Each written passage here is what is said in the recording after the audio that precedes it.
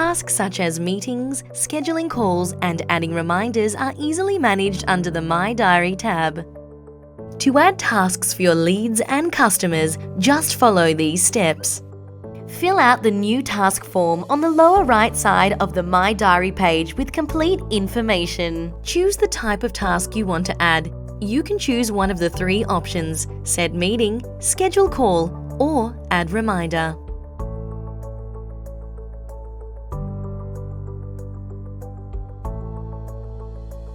Select who will be the client for this task.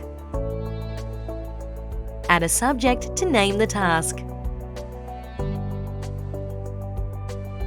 Set the date and time.